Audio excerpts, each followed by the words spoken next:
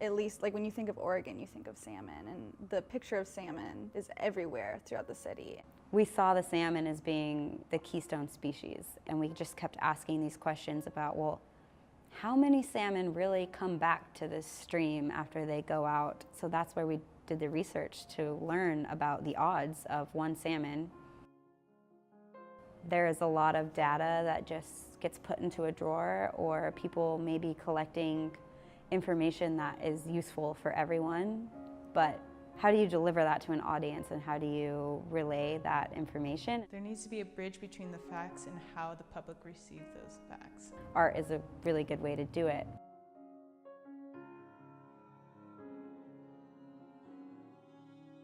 The science aspect is where you have climate change occurring and you have the facts and the data to prove what's happening and what's occurring within our ecosystem.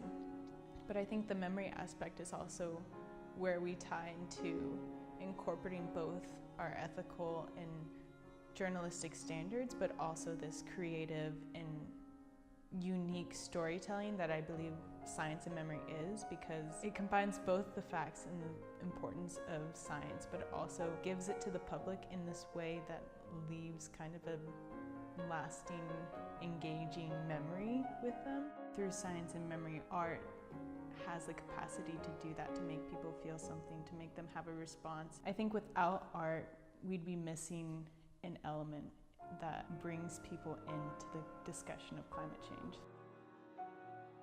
It's something I feel like I don't even think about when I'm painting, because it's just a medium for me to use in order to spread the paint. But really, I could never create a piece of art without that water. The water moves the paint across the page. Depending on the layers and the paper, it captures texture organically, and that's a lot of what you see in nature is organic textures. So when painting with watercolors, you got to work with the water, letting the water do what it does and flow and wind its way through whatever pattern it wants to create on the paper is something that I think we can learn a lot from, and especially in relation to climate change.